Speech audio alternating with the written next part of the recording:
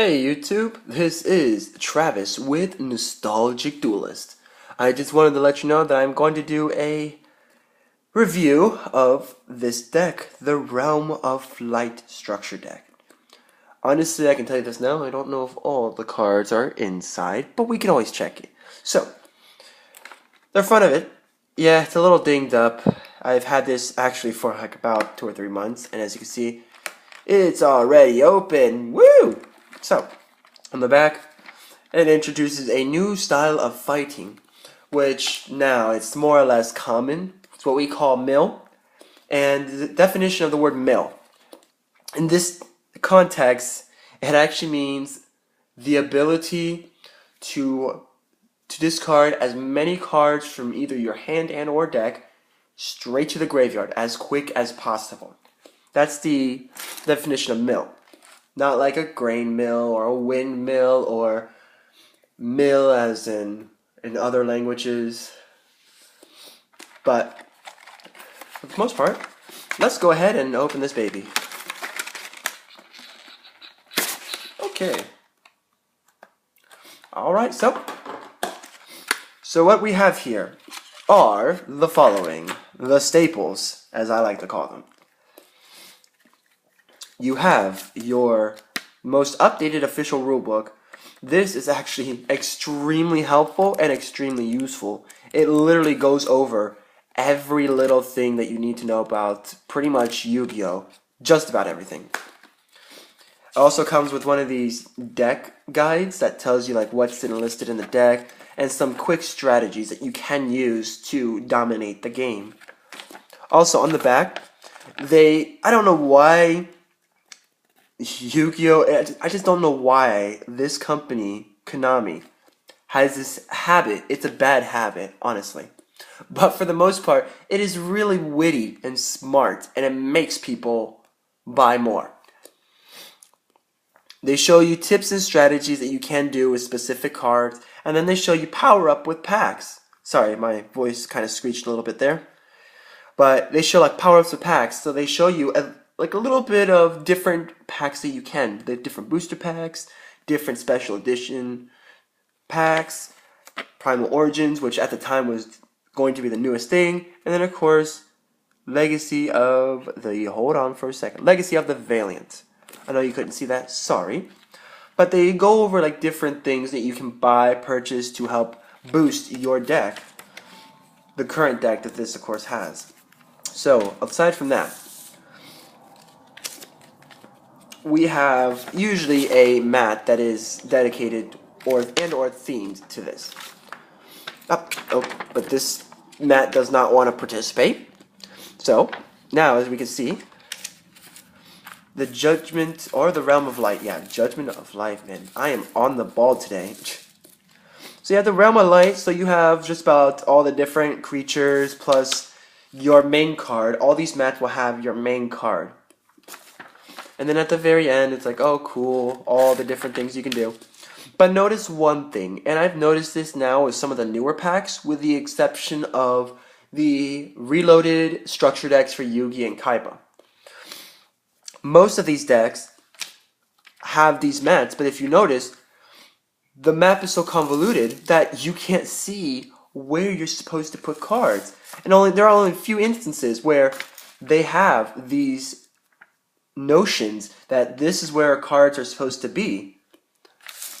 And now they pretty much assume that all duelists are new to the game as well. Fresh meat and or veteran duelists should automatically know how to, use a mat.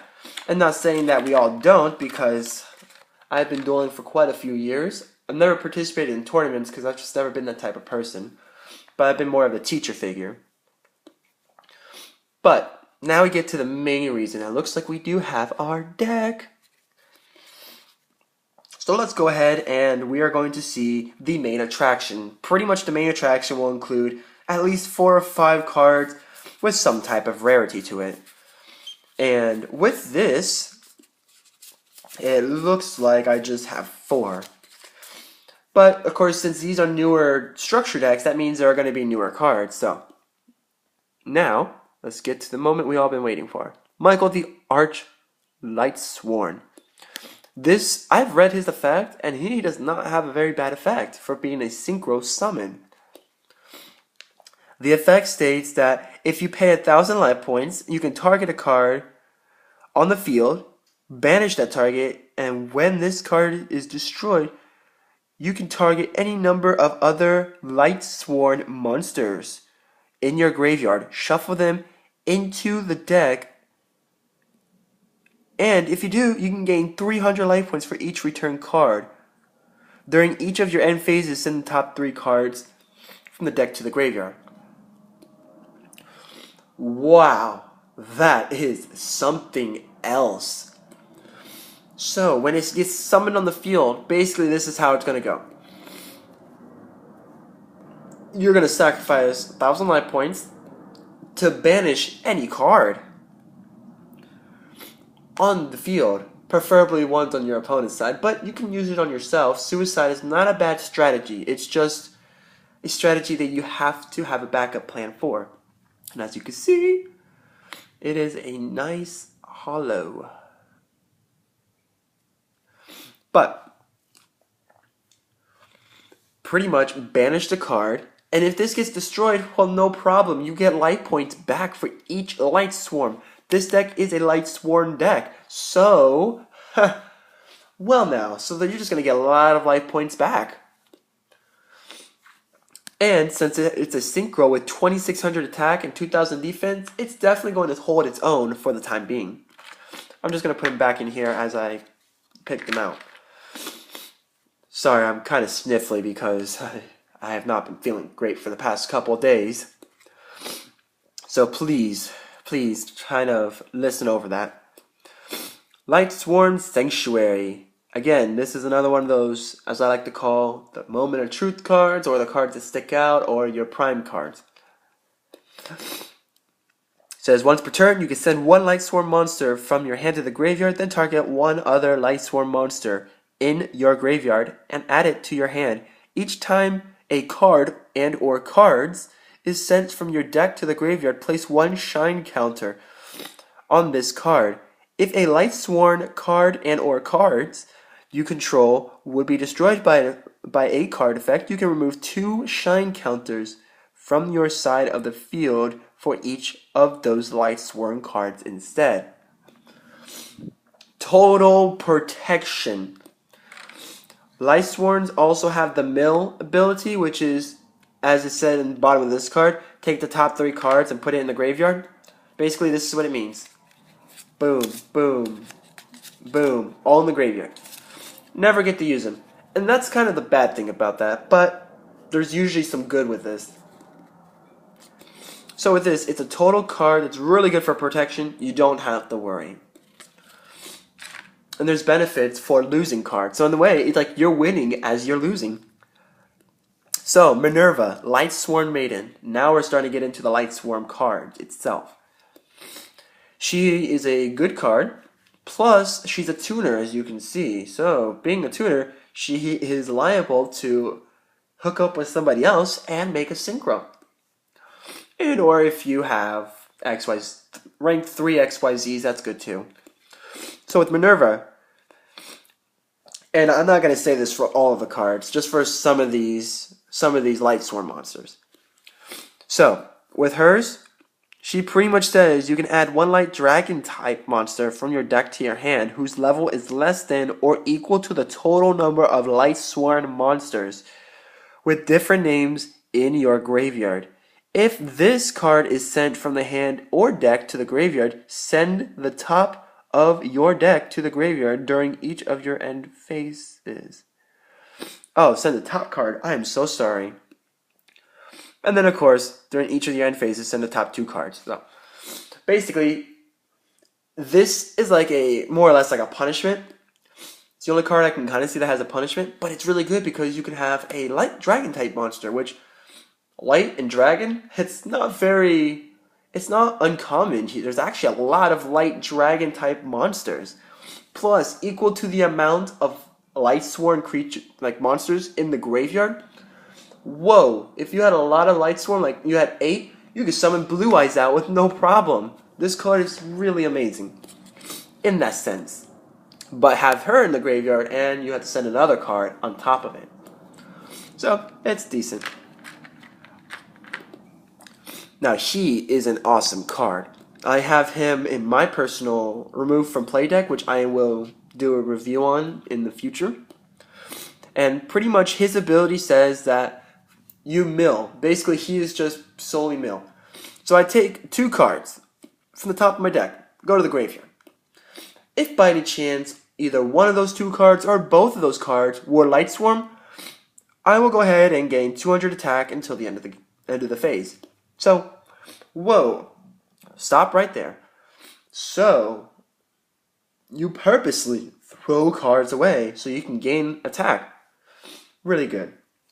Plus, it's a tuner like the last card, so you can easily fuse this card together with another card and whoop, and get your single summon and or your XYZs if you're doing force. So from this point on, I'm pretty much just going to say like their names and what use they are. Alexandrite Dragon, just like with Minerva, this is what she means. You just bring out a light dragon, you can special summon it. Now, Judgment Dragon on the other hand, when you talk about cards that are purely OP, in the OP category, this card definitely stands on that rank of OP. Reason why?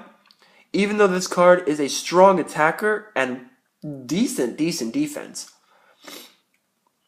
this effect is pretty much the same thing as Leviathan Deadliest.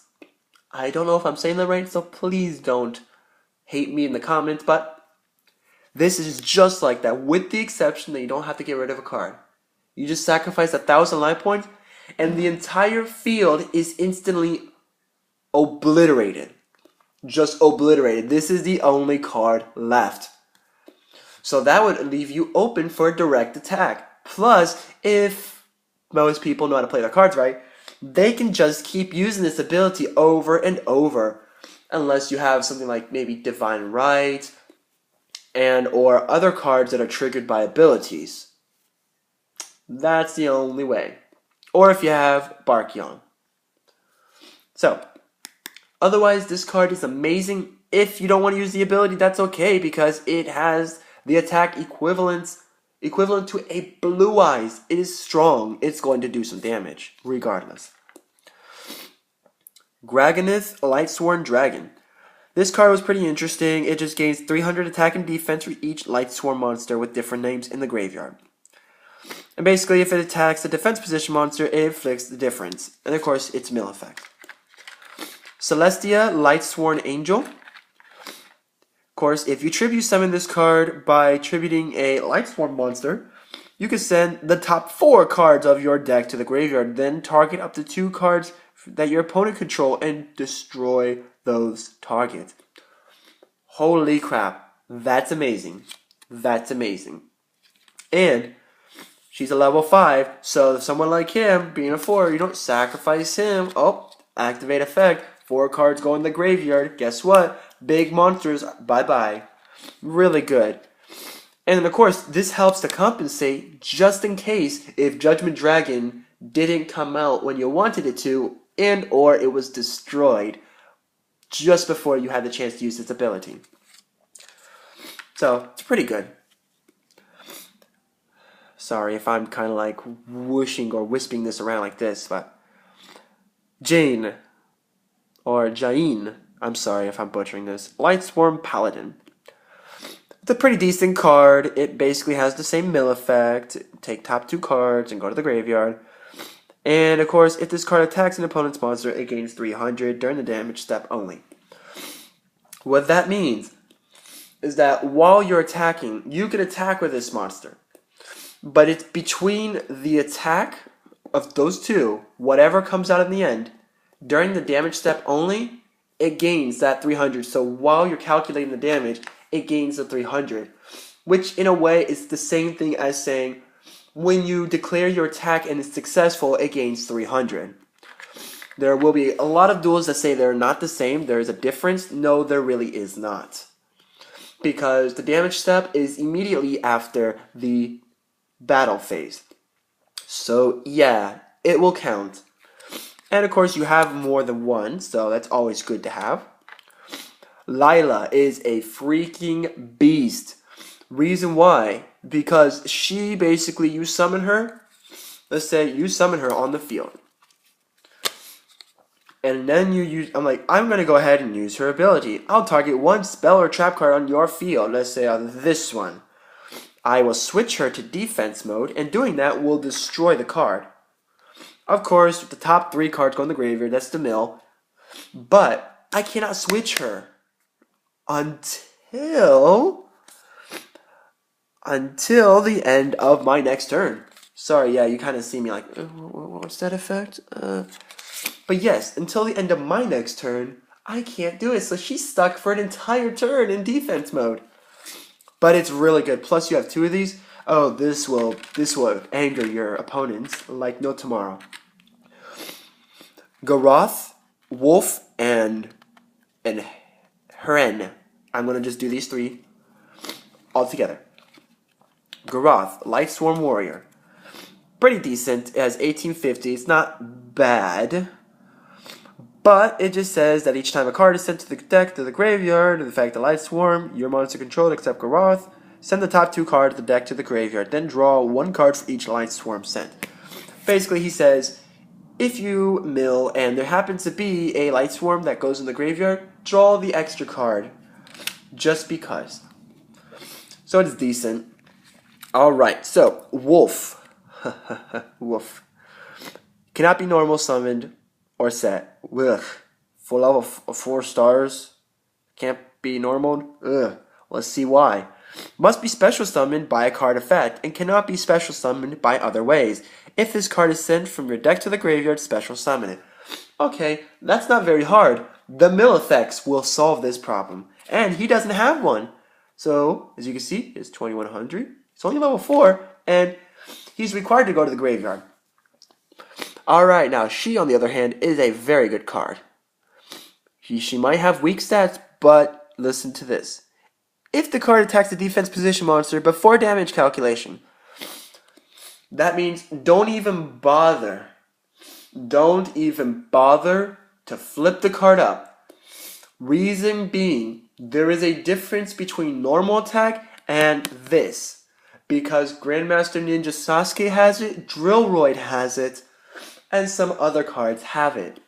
Where this says, and it is extremely generalized, basically it says, if it attacks a face-down monster, ignore the rules of the game, it goes away. That's pretty much what it's saying. In this case, it says shuffle that monster into the deck, and then of course, mill 3 cards each turn. With Drillroid and I just said it not too long ago, Drillroid and Grandmaster Ninja Sasuke, they say if it attacks a defense position and or face down, destroy it automatically. Again, no flip effects can be activated. Nothing can be stopped once that effect kicks in unless you can stop the attack. Alright, so we have Lumina. She's okay. She basically says you can discard a card to special summon a Lightsworn monster from your graveyard. And the mill effect. So, and you have 2 of her, so she's not bad. Yeah, I'm looking at the rest of them because I'm just going to swing past all of the magic and traps. So you have Orcus. I'm sorry, Lightsworn Druid. Urkis. I don't know how to say her name. But neither player can target Lightsworn monsters anywhere with card effects. Whoa, stop right there. So, if that one person decides to go ahead and use it, decides to defy logic and use the ability, you have this guy on the field, forget it. That won't even work. Penguin Soldier, forget it, doesn't work. Grand Neospatian, I'm going to get it. Hold on. Neospatian Grand Mole. Neospatian Grand Mole. Effect doesn't work. Any obliterating effect doesn't work. Boom. Like, guess what? Judgment Dragon just met its match. Just saying. To a level 3 and 1200 attack. That's basically what it says. And then, of course, the mill. Alright, so we got Shire, a Light Swarm Spirit. This card gains 300 attack for each Light Swarm monster with different names in your graveyard. During each of your end phases, mill effect will activate. Basically, what she can do is that she gains 300 for each Light Swarm. So see how she's 400? Have at least 10 in there. Boom, boom, boom. 10 times 3, or 10 times 300. That's 3,000. And as we went through, there's more than enough of those for this strategy to work and to happen. The only problem is, she's weak. On the other hand, you have this amazing card that can piss many people. Reason why I say that? Raikou Lightsworn Hunter. Raikou's ability states that it's a flip card, so I can use this if I wanted to, but it has 2 effects. And the best part about it, you can use them both. It's just like Kunai with Chain. So with Kunai with Chain, it basically says to use them both simultaneously. This says the same thing. It says apply these effects in sequence. Target one card on the field, destroy that target. And then after that, mill. Alright, now the reason why all this milling was around to begin with, these are one of those. This is one of the reasons why. Light Ray Diabolos. Yes. This card has to have light monsters in the graveyard. And what better way to do it than to mill everything. That's not the card I'm looking for. Than to mill everything in the graveyard. So, Light Ray Diabolos needs 5 or more light monsters in the graveyard to summon him, and then you can banish 1 light monster from your graveyard, and then you can target 1 set card your opponent controls. Reveal that target, then place the target on either the top or bottom deck. Whoa. News alert. If someone uses this card's effect and gets away with it, your most powerful card can end up in the bottom of the deck. Ouch. Or, if the game's not going so well, you can put it straight on the top of the deck. Ouch. Plus, it has 2,800 attack. Whoa, calm your horses down. And what's even better? Light Ray Deadliest. Deadliest. Yeah, Deadliest. I'm just going to say that. Same thing, except it needs 4 more. And, of course, once per turn, you can target one field, and 2 other cards on the field. Destroy them. You don't know how much of a game changer this really is. If they have a field card that's going to do a lot of damage, boom, stop them. Alright, so we have Vylon Prism. This is a decent card, and it's a tuner.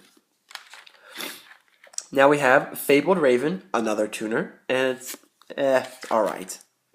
The Fable, guys. The Fabled Cerbero, that's what I'm going to call it. And it's okay. Blackwing Zephyros, the Elite. This is really good to have for a strategy. If you're going to make a Blackwing deck, really good card to have. Necrogardna. Necrogardna protects you when you're in trouble by banishing it. That's basically the effect. Realm of Light. This is the card needed for these Light Swarm monsters. And they gain 100 for each shine counter on this card. Yes, and if this card would be destroyed by a card effect, remove 2 shine counters from this instead. Basically, MST, 2 shine counters. Another MST, 2 shine counters. Dust Tornado, 2 shine counters. Magic Jammer, if it was immediately, yeah, it's destroyed. Yeah.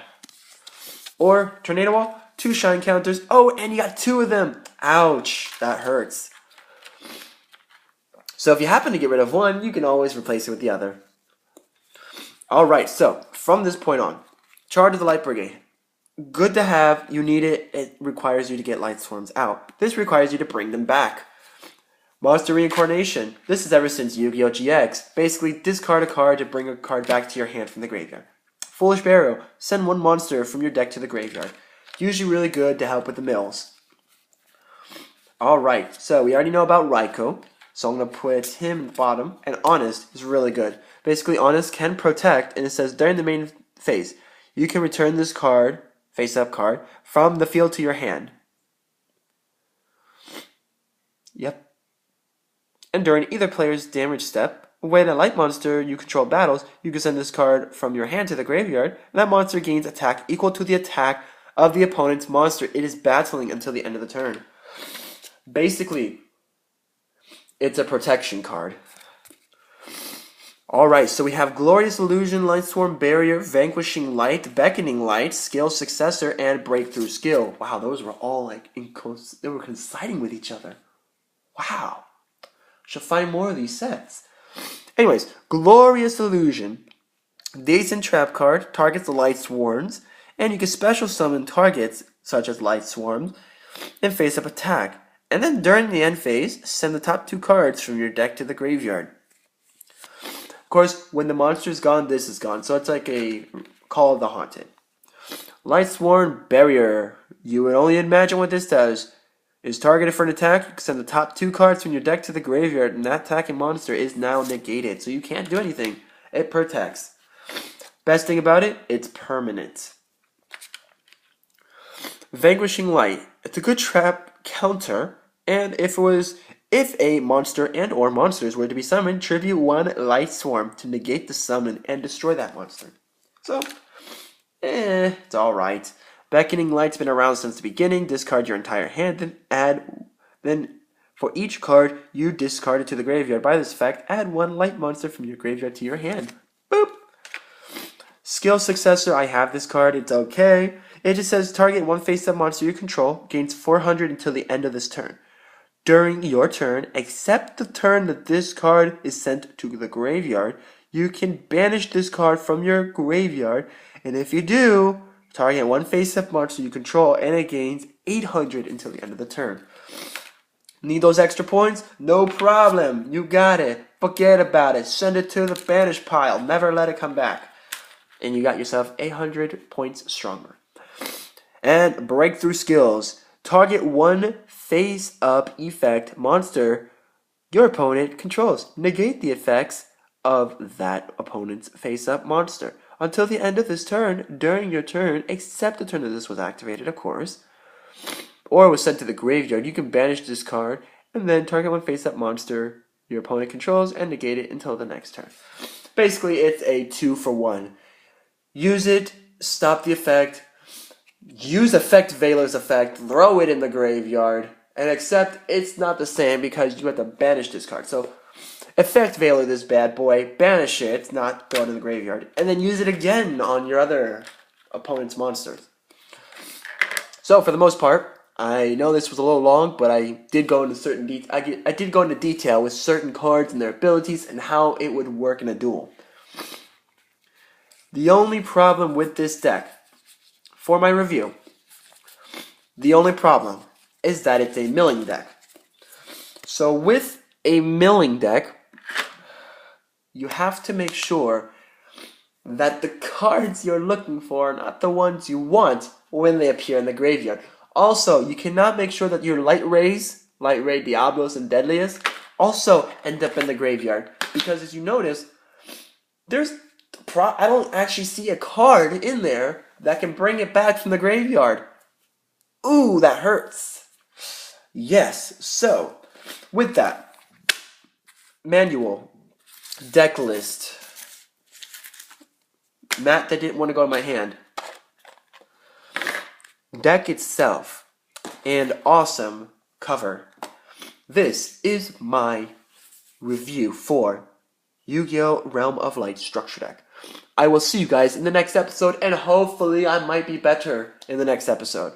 But until then, duelists, keep on dueling, because remember, the heart of the cards does actually exist.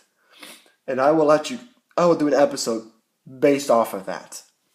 Alright guys, I'll see you in the next episode of Nostalgic Duelist. Till then, keep dueling till the end of time.